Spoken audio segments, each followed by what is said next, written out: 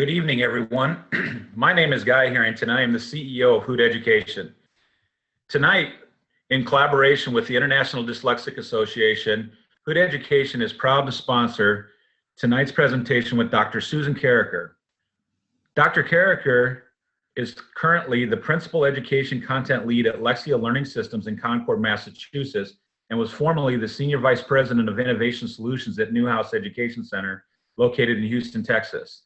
Dr. Carreker is a frequent speaker at national and international conferences and is the author of numerous systematic literacy curricula, journal articles, and textbook chapters on reading and spelling. Currently, she serves on the board of the International Dyslexia Association as the secretary and is coordinating IDA's new certification program for teachers of reading. Tonight's presentation is being recorded and will be up at dyslexiaida.org as well as www.hoodeducation.com. Within 7 days, you will receive an email from the International Dyslexia Association in which you will also be able to get a certificate for participating in tonight's presentation for any continuing education credits that you may need to use it for. So we are honored to have Dr. Carreker with us tonight, and I will turn the presentation over to her. Good evening, everyone. Thank you so much, and thank you for being here tonight. You're all here tonight because you share the same passion. We all share a passion for helping children to become successful readers.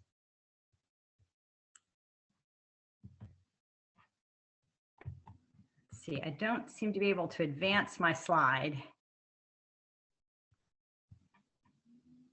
Yeah, click on it. Okay, there we go. Thank you. Reading is important, and that's why we're here tonight, to talk about reading, because we know it is very important for academic success, for economic opportunities, active civic participation, quality of life, and lifelong learning. And we know that 1 in 5 students struggles to learn to read. And if we think about the number of students that are in U.S. public schools, that's a large number. If we add the number of students that are in independent schools across the country, it's a bigger number. And we want to do something to help all children become successful readers. We could do nothing. We've gone 143 days without addressing the real problem. In 40 days, the school year is over. We could do nothing, but IDA really wants to be part of the solution. So tonight we will look at the steps that IDA is taking to be part of the solution. We don't have all of the answers yet, but we have a lot of things in place and things that will be rolling out very soon, but it will give you an idea of how IDA is stepping up to help the students that struggle to learn to read. So we'll talk about 10 different steps that are leading to a solution. As we think about IDA's certification program, it's very similar to the RTI model. Tier 1 is that general education reading instruction that is based on evidence. Tier 2 is in the general education classroom, and it is for students that are struggling with a particular skill or concept. They get a little instruction, and then they can join that whole group general education instruction. Tier 3 is reserved for those students that, in spite of having that good Tier 1 instruction, having additional instruction in Tier 2, still struggle, and they need intensive instruction. IDA certification mirrors these different tiers. We want to be certifying the general education teacher who is teaching reading in the general classroom so that almost all the children will learn to read because they're getting evidence-based instruction. We also want to work on that idea of helping teachers with Tier 2 instruction by helping them become better at looking at data and adjusting instruction based on that data. And we also want to be working at Tier 3, working with those teachers who will work with the students that are struggling, really struggling in spite of good instruction to learn to read. So the first thing that IDA did was to create the knowledge and practice standards for teachers of reading. This was in 2010. Louisa Moats was the primary author. And the idea of the standards was to say, here are the things that every teacher of reading needs to know and needs to be able to do. And we talk about teachers of reading, we're talking about teachers in the classroom, particularly in pre-K 3, but all teachers. We're talking about therapists, interventionists, even literacy coaches. We're talking about what any teacher of reading needs to know and be able to do.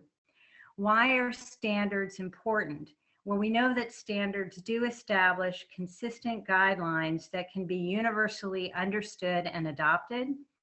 They are a way for us to provide common language and a set of expectations. And we know that it is a way that we can ensure the quality and reliability of the service that is being offered to students.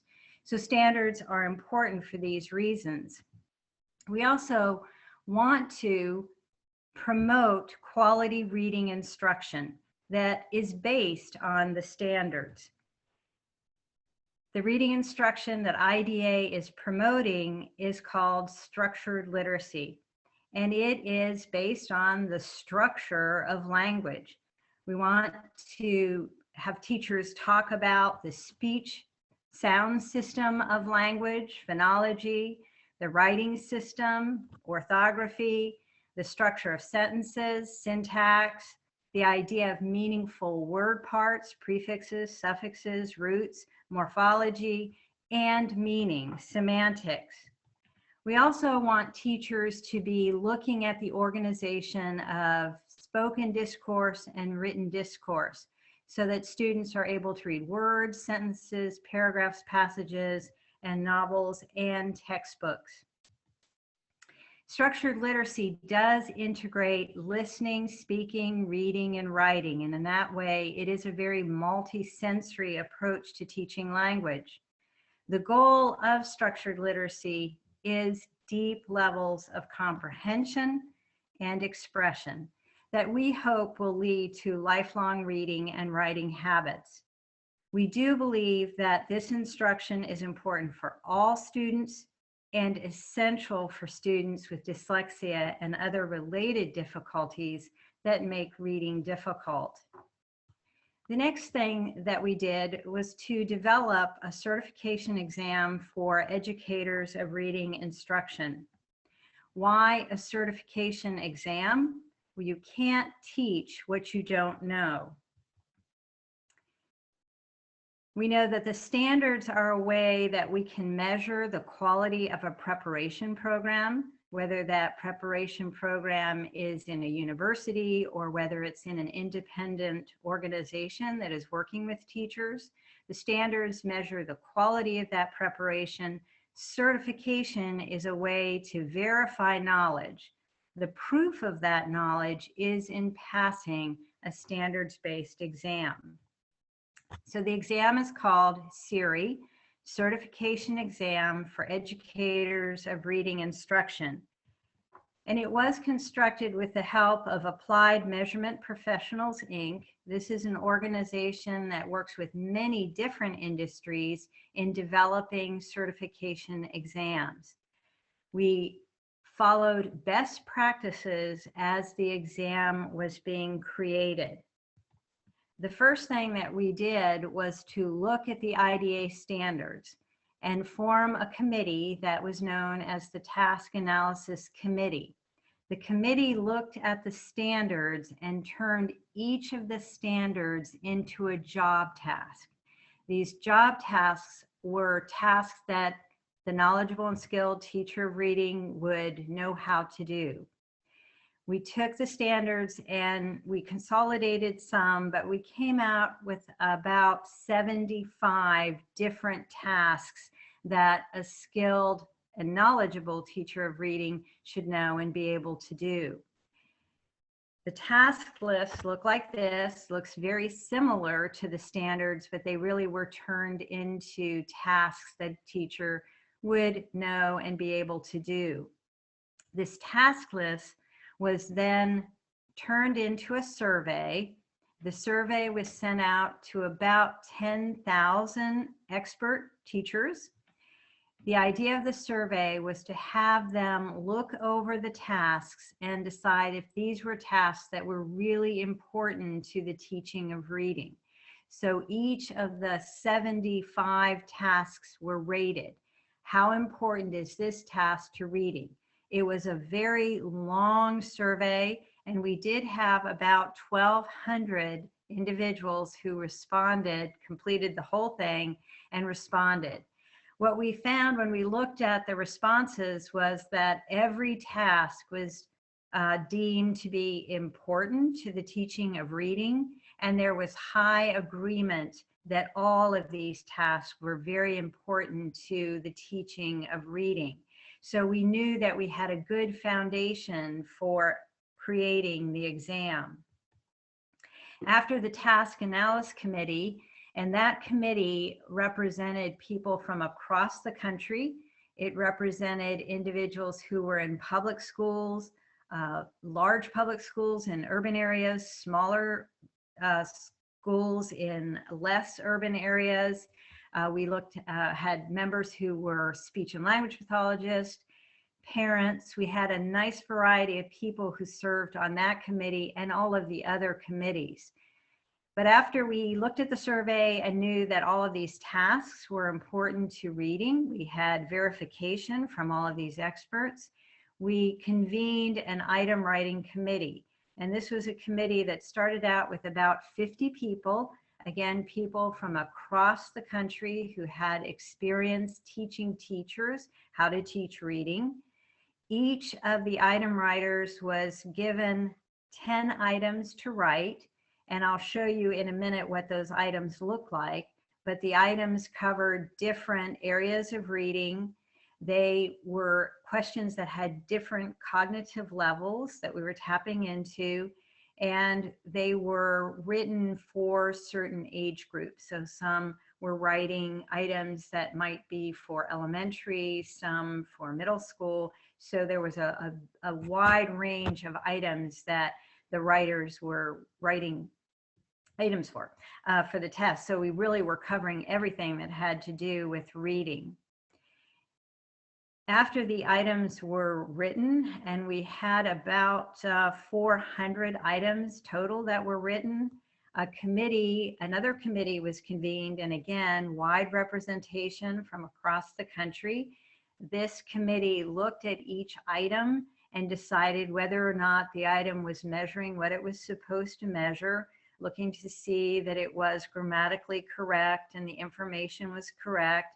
When we were finished reviewing, we had around 250 items that became part of several forms of a test. The test was available in January, and we had about 75 people who took the test, which gave us enough information to convene a very small group, the cut score team, that looked at the results, also used a method called the Angoff method to determine how difficult they thought the questions might be. And a cut score was established, which means we can tell who will pass the exam and who will not. Again, all of these committees were convened with wide representation across the country, across different schools and situations where reading is being taught. The CERI exam has 100 questions. There are multiple forms, and each form has 100 questions. 34 of the questions are recall questions, which means they're simply questions that require the examinee to recall information, perhaps a definition of a term. The idea is that it is important for teachers to have a basis of knowledge, and these are the questions that will measure that very basic understanding of reading terminology. 48 of the questions are application. These are questions that require the examinee to not only know the information, but to apply that information. So these items gave us a little hint of not just knowledge, but do the teachers know what to do with that knowledge? 18 of the items are analysis questions, which means the examinee is given 3 sets of data, and they look at the data and they determine what the data are saying about the student, and then they must make a decision based on that data. All the forms have the same number of questions in these 3 different cognitive levels. And here is an example of a recall. Orally segmenting words into syllables is an example of what kind of activity. And clearly you can see that this is recall. Can they recall the definition of phonological? The next item is application, where the teacher or the examinee is given the item where a student is making errors on a written composition, spelling illegal with 1 L instead of 2, attract with 1 T instead of 2, opposite with 1 P instead of 2. The teacher has to determine why the student might be making these errors and what would be the best instruction. And the student is probably making those errors because the student doesn't understand about chameleon prefixes. So instruction in chameleon prefixes would help that student spell those words correctly. The next item is an analysis item. And again, we have 3 sets of data that the examinee must look at and make some assumptions or think about what that data is saying, and then apply that data to make a decision. So a mid-year 2nd grade student has a fluency rate of 50 words correct per minute. The student's weekly spelling test average is 65. And here's some scores on a standardized reading assessment with a mean of 50 and a standard deviation of 21.06. So if we look at the data, we have a mid-2nd grade student with a fluency rate of 50 words correct per minute. So where is that student according to expectations? Well, most likely we would expect at the end of 1st grade a student to be reading 60 words correct per minute. So this student's fluency rate is a little bit slow. We look at the weekly spelling test average, 65% is showing us that there are some difficulties with spelling. As we look at the scores on the standardized reading assessment, we can see that all of the scores except 1 are below the mean. And if we look at the scores where the student scored below the mean, we can see that they all involve decoding.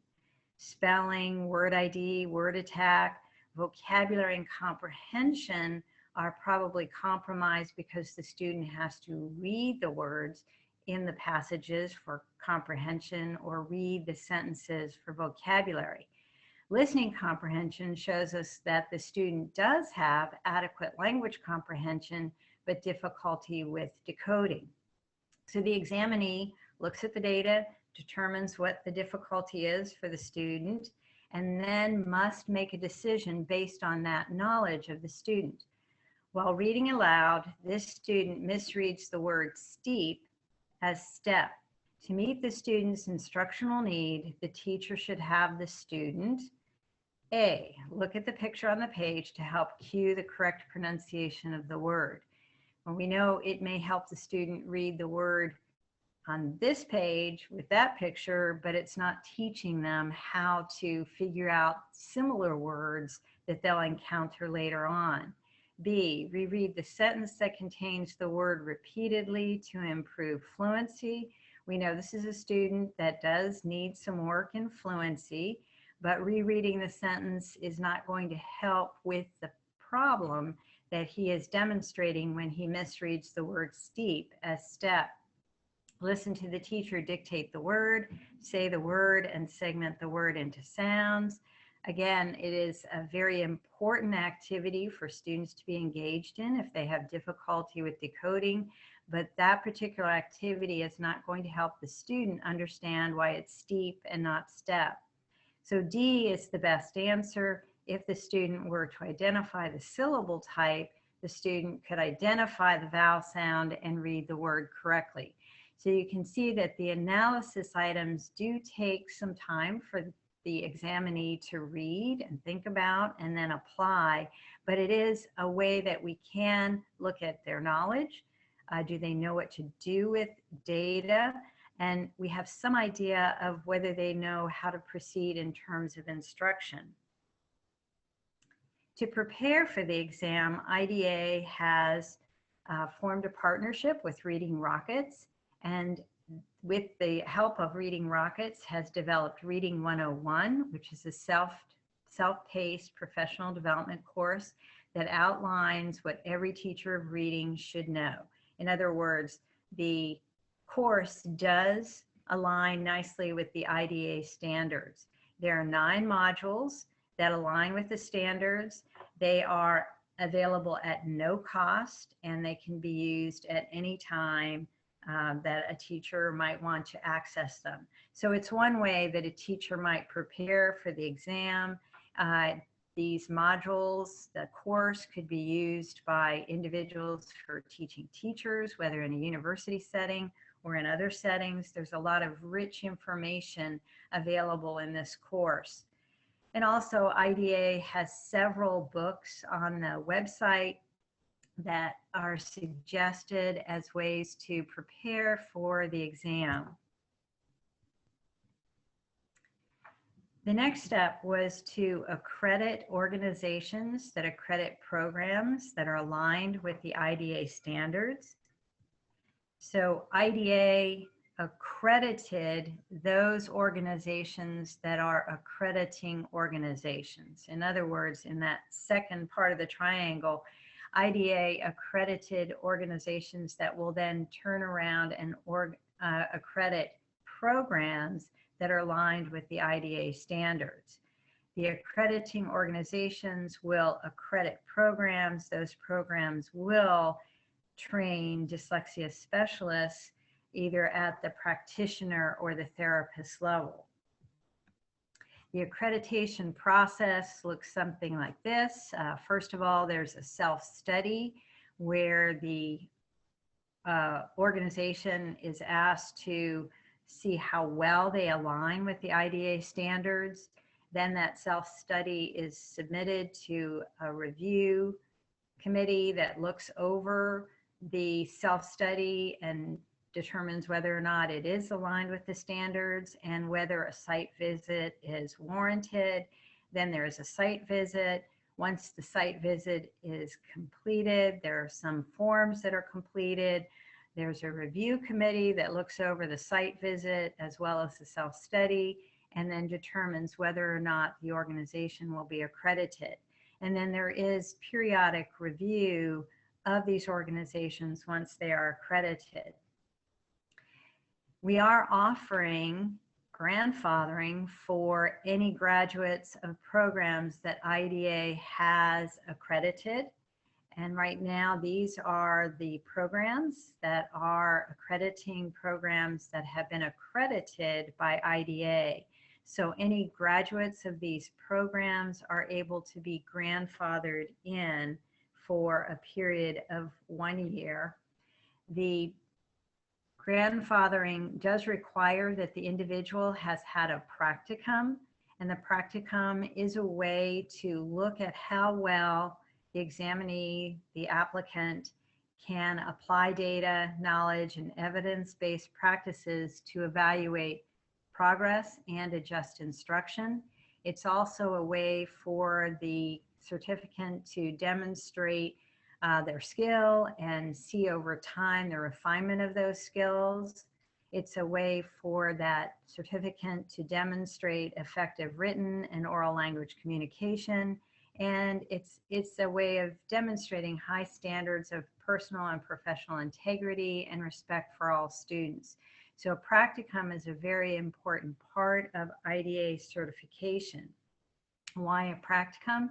When we know that the standards are the metric to measure the quality of a preparation program, certification is a way to verify knowledge, expertise, that knowledge, and then the proof of knowledge is passing a standards-based exam. The proof of the skill is through that practicum, because it's not possible to measure how well a teacher can teach on a paper, pencil, or a computer-based exam. That comes through the practicum. Who is qualified to supervise practicums? Right now, it is anyone who is part of an accredited organization that has been accredited by IDA and has been in the role of a practicum supervisor. IDA is looking toward developing a competency-based practicum that is not based on hours, but really based on whether or not the practicum was successful. Did the student make gains? The goal is to ensure that the teacher has gained the knowledge and skills that are necessary to teach reading well, and that competency is measured by outcomes. Any individuals who have graduated from an IDA accredited dyslexia program is eligible for grandfathering. Grandfathering means that individuals will be exempt from a new requirement for IDA certification. That is, the IDA exam will not be required. And it is available, as I said, to any graduates of IDA accredited preparation programs for Tier 3 certification, Level 1 and Level 2 only. Level 1 is the practitioner level, Level 2 is the therapist level. If someone would like to apply for grandfathering, they complete an application and submit appropriate documentations along with a required fee. And IDA has put together requirements for certification, and at this point, they're not in effect for grandfathering. Grandfathering is available for those individuals who have graduated from a program that is accredited through IDA. This offer will end August 31st, 2017. Why grandfathering? It does honor existing requirements. It is going to be based on standards that are designed to promote consistent and universal understanding, to promote that common language, and to ensure quality and the reliability of services. IDA has many stakeholders. We want to make sure that they know the services they're getting through someone who is certified through IDA are of quality and they are very reliable. As of today, we have a total of 1,800 individuals who have completed their applications and have been grandfathered into certification, with another 400 in a pile that are waiting to be processed. Another step in the IDA certification was to outline minimum requirements for IDA certification and to look at alternative pathways to certification. Here are the IDA minimum requirements for Tier 3 Level 1. A minimum of a bachelor's degree, successful completion of the series, a minimum of 45 hours of coursework aligned to the IDA standards, and then a practicum, again, not measured in hours, but a practicum that is measured by demonstration of competence through documentation of student progress. For Tier 3 Level 2, there's a requirement of a master's degree, completion of the series, 200 hours of coursework that is aligned to the IDA standards, and again, documentation of completion through a demonstrated and supervised practicum. Why an alternative pathway? We know that there are a lot of students that need help in learning to read. We don't have alternative pathways outlined at this time, but it is coming soon. That is one of the things that is first on the list to look at. So individuals who have been through other programs that are not accredited through IDA or other program organizations have a way of becoming certified, but we want to do it in a way that really does maintain quality, but also honors what individuals have done in terms of coursework and years of teaching. And it is important that we find those alternative pathways because there are so many students that need help in learning to read. We also have been spending time answering questions about Tier 3 certification. And here are some frequently asked questions. Do I have to be an IDA member to be IDA certified? And the answer is no, you do not have to be an IDA member to be IDA certified. You can hold dual certification. If you have questions about IDA certification, Christy Blevins is the person to contact, and I have her email at the end of the presentation. She, again, may not know all the answers, but she will make sure that she finds the answers. We will be putting frequently asked questions on our IDA website, and we will also be writing articles and stories in the Examiner so you can learn new updates about certification. How do I take advantage of grandfathering for IDA certification? Well, it must be completed before August 31st of 2017. If you go to the IDA website and look under certification, all of the instructions and applications are there. What are the yearly obligations of IDA certification? It is a requirement that the certificates accrue 10 CEUs a year, and that can be done through the IDA annual conference, through branch conferences and other workshops. There will be a process for organizations to have workshops and webinars approved for CEUs, and that will be coming very, very soon. There are dues for the different levels of certification, and every 7 years, we're asking the certificants to complete the CERI exam.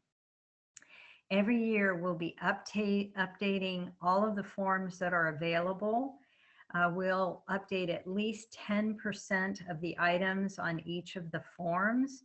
And the idea of the update is to include anything that might be new information in the way of research. It also is a way to look at items, and if an item really isn't performing well, in other words, it's really not helping us differentiate those individuals who understand reading and those that don't, we want to replace those. And then every so many years, we will retire forms. We'll retire one and build a brand new exam. So we're constantly updating the exams so that the most current information and the best items available are on the exams. So every 7 years, we're asking those who are certified to take the exam. Not that it is in any way going to endanger certification, but it is a way that the individual can look to see if they are keeping pace with their research, and it can help guide and inform their CEUs for the coming year. Now, many people have asked why the preparation program that they have graduated from is not accredited by IDA. Currently, we have the handful that I showed you earlier. Most likely, if you graduated from a program that wasn't on that list, the program has not participated in the accreditation process. So we would appreciate your help in helping us identify those programs, and we'll see if we can't get them in the process of becoming accredited. And when we have this pathway for alternative certifications, that might be another way to certification if the preparation program that you graduated from is not accredited by IDA. Why IDA certification? There are a lot of certifications out there.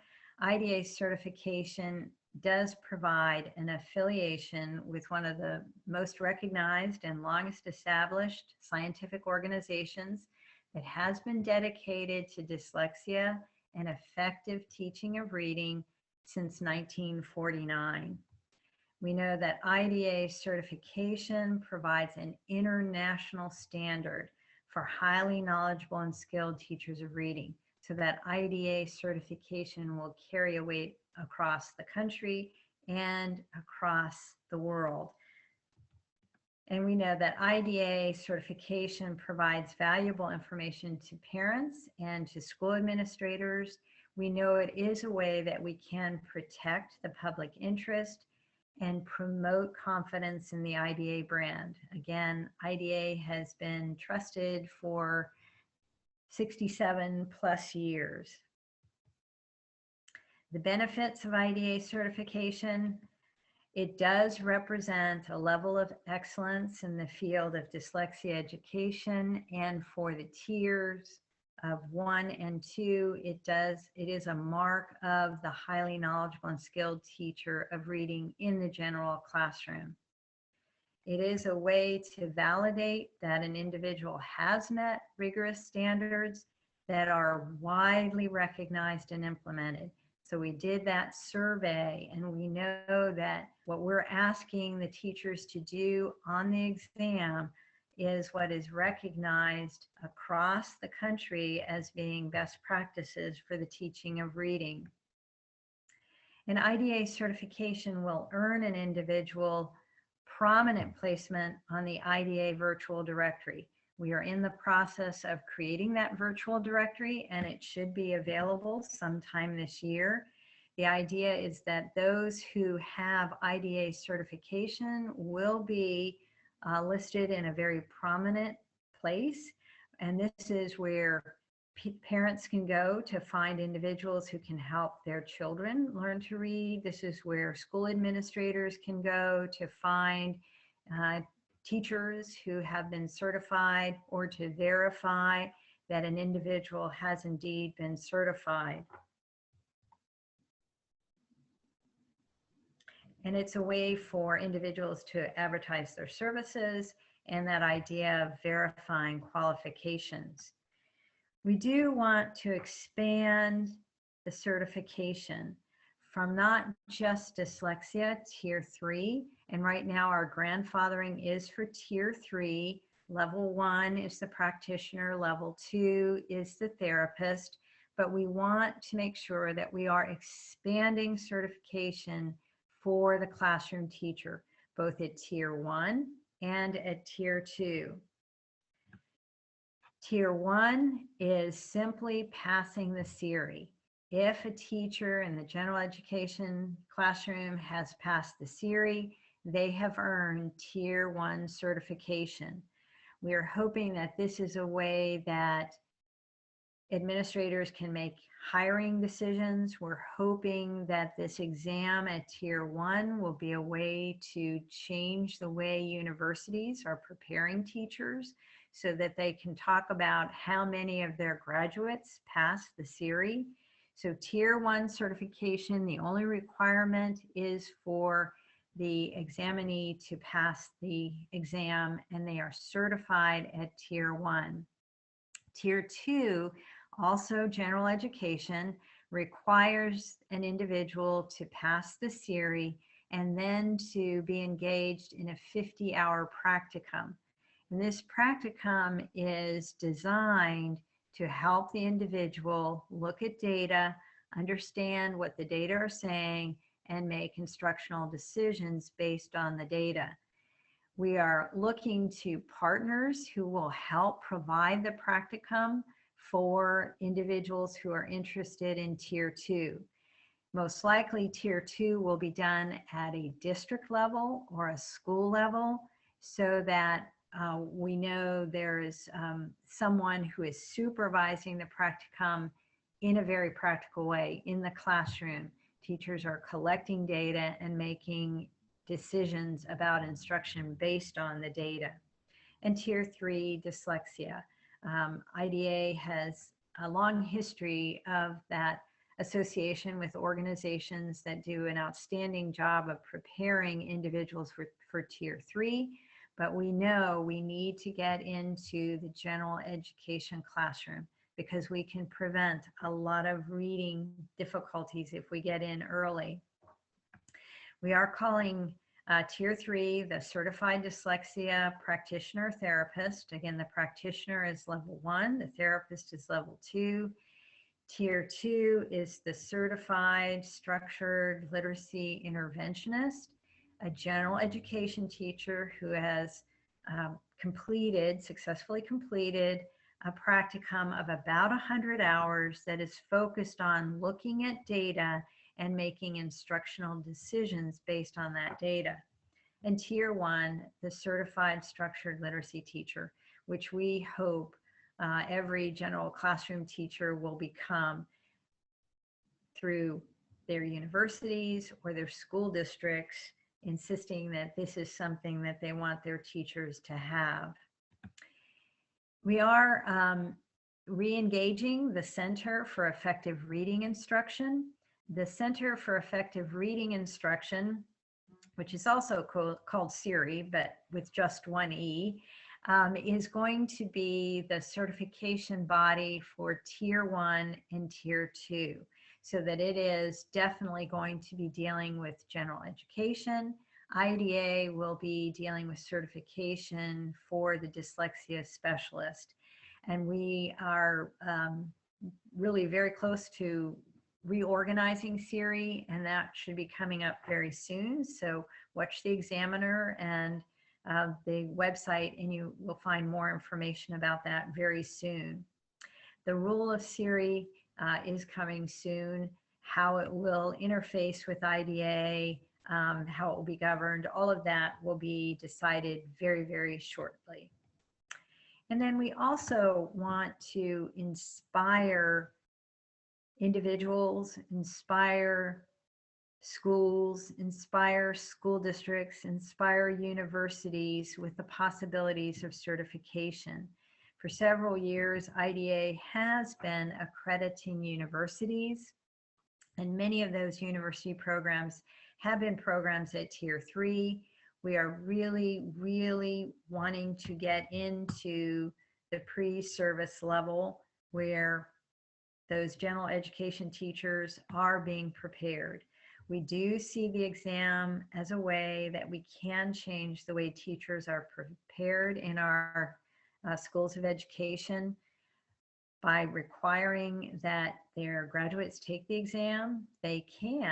Universities can have a measure of how successful their programs are.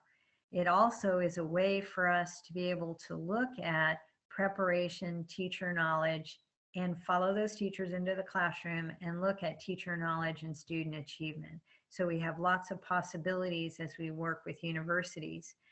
We are going to reconstitute the university reviews this year. And then again, we are looking at ways that we can scale that up so that we are getting to a lot of universities who have a lot of people graduating as reading teachers.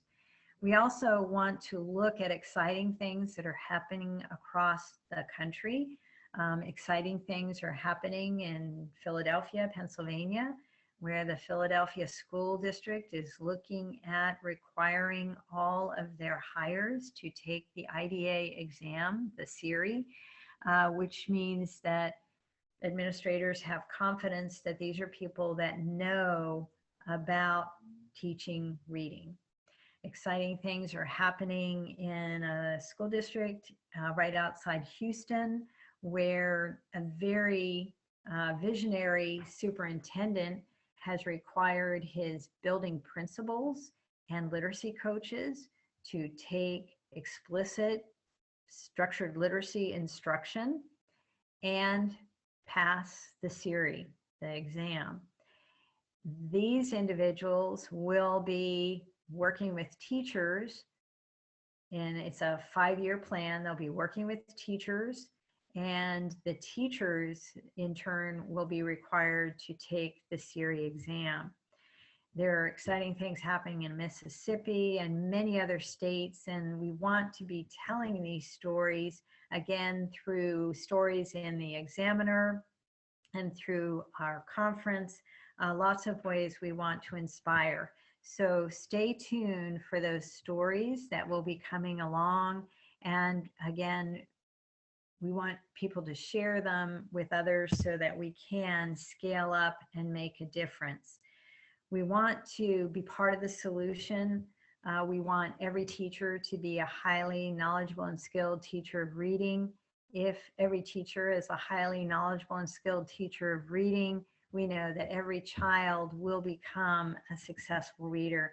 And that's our goal. And we have outlined some solutions, still working on them. And again, as we put those together, we will communicate them in various ways.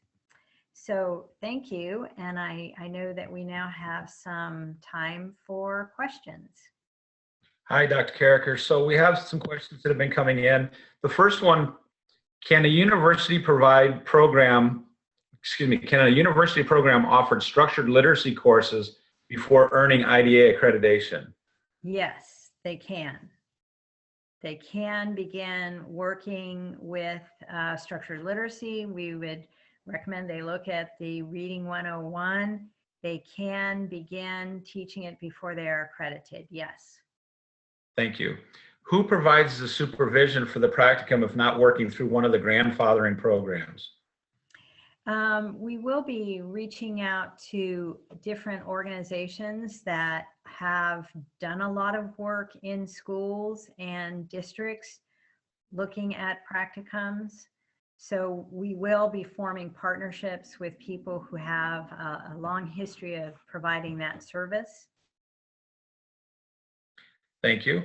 What are the first steps that need to be taken to begin offering structured literacy courses to qualify participants to sit for CALT-QI? What the requirements, I think it's very helpful to look at the IDA standards and read through them and see what areas are areas that an individual feels comfortable with or where they might need a little more assistance. As I said, the Reading 101 those modules align to the IDA standards, so that would be a place where someone could go to learn more information about an area in the standards that they may not feel is robust enough. And again, the books that are recommended on the IDA website are a good start. Thank you. The next question is, will I be required to pay for the CALT-QI exam every 7 years? Every 7 years, that will be an expectation. And again, the idea is that it really is keeping the individual up to date. And it is a great way to know how to look at CEUs that would be very valuable to that particular individual based on their exam results. Okay. Any discussion on the path for speech language pathologists? Yes, we definitely want to be looking at an alternative pathway for speech and language people. We are looking at certification. We're looking at micro credentials. So yes, definitely that is on the radar screen. Do you have an idea of what the cost is for the CALT-QI exam? The CALT-QI exam is $150. It is an online exam, and it must be taken at a testing center that is approved by AMP, Applied Measurement Professionals. They're the company that helped with the exam, but they have many testing centers around the country. Thank you. How does a group offering structured literacy training, OG, in other countries out of the US seek to certify their coursework so that trainees can seek IDA certification? Again, definitely on our radar screen is to look at how we can help our partners, our international partners, provide what we're providing.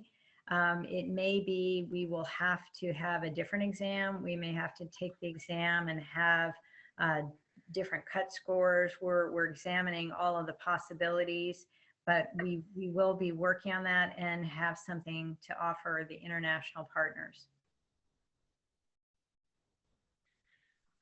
Just for a point of clarification, one of our listeners asked, you mentioned Tier 2 teachers were required to pass the exam and participate in a 50-hour practicum. Later, you said 100 hours. Could you please clarify? Well, I'm sorry. It is 50 hours. It is 50 hours for Tier 2. Very good. How do we take the CALT exam when they live in Canada? That's a very good question. I think I would probably email Christy Blevins. She may not know the answer, but she'll find it for you. Okay, and Christy's email is right there on the screen at cblevins. That is correct. At dyslexiaida.org. Right. Will there be a pathway for those with a background in identification and assessment, i.e. social work, psych, for example, who wish to identify dyslexic students? Definitely something we're thinking about. That's probably a little bit further down the pathway, but yes, we have talked about that. All right, and there's a couple other questions that are coming in as well for folks outside the USA about the CALT exam. Again, please reach out to Christy Blevins there through her email and ask that question of her. For you, Dr. Carreker, which tier would be appropriate for a reading interventionist who is a paraeducator, not a certified classroom teacher? Well, I think the first step is the exam, and then the practicum, as I said, for that Tier 2, it most likely will be at a school level, at a district level, but we also are hoping to create a body of individuals who would be willing to work with individuals for practicum, so that might be a possibility. Okay, and if you are grandfathered, will you still need to take the exam every 7 years? Every 7 years, yes. So the first time free and then 7 years. Very good. Will those with Wilson Level 1 certification qualify for grandfathering? Yes, they will. All right. Let's see if there's any other ones here I'm trying to get to. We got a couple of minutes left. Who provides the supervision for certified practitioner to become therapist level? Currently, it's through programs that have been accredited through an accrediting organization that has been accredited by IDA. So IMSLIC, for example, or Wilson will have a process for identifying those individuals who would be qualified to be therapist practitioners, or maybe even at that level where they would be training other teachers. Thank you. This person says, I'm OG certified through the Dyslexia Training Institute. Why are they not accredited for grandfathering? Most likely they've not gone through the accreditation process. So we would encourage any graduates to encourage the organization to seek accreditation. And I think that applies. We have several others similarly asking about their specific programs. So again, if your program is not listed for grandfathering, please check with them and find out if they've gone through the process or contacted the IDA about the steps necessary. And if they're still not able to get that answer, should they contact Christy as well? Right, and I think, again, when we have alternative pathways, that would be another way to certification.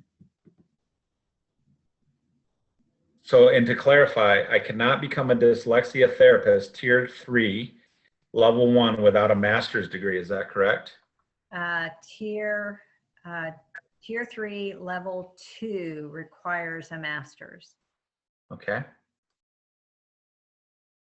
Did you say did you say that the 9 modules on the Reading Rockets website is appropriate and sufficient preparation for taking the CALT-QI exam? It would provide the individual with a good foundation for working on the exam. Yes. Very good. Application for Tier 3 certification made in September, October, but have not heard from the IDA yet. Any comment as to why there are some delays in response to some folks? I think one, the sheer number of applications, and then sometimes there's just a little something that's missing. So it could be it's coming, or it could be there's something that is missing, but most likely you would have been contacted about that. And again, if you still have not gotten a response, please reach out again to Christy Blevins. Can I use my hours from IMS LEC for IDA as well? Not sure what those initials are. IMSLEC? IMSLEC, yep. Yeah, yes. Okay. So a quick wrap up here there are a few other questions, but some of these are personal in nature in regards to an individual situation. So Dr. Carreker will get a list of all of these questions and we'll respond to them.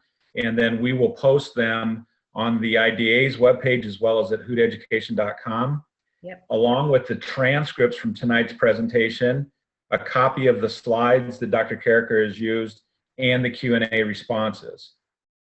If you have any other questions as it relates to the webinar that you've watched tonight, please submit those at the IDA website. You can go there and submit questions, and we will try to answer as many of them as we can. We thank you for your participation in tonight's presentation. Thank you again, Dr. Carreker, for taking time to share your information with the audience. And we look forward to having you participate in additional IDA webinars sponsored by Hoot Education. Look for your next presentation to be offered sometime in March. And thank you once again, ladies and gentlemen, for participating tonight. Have a good evening.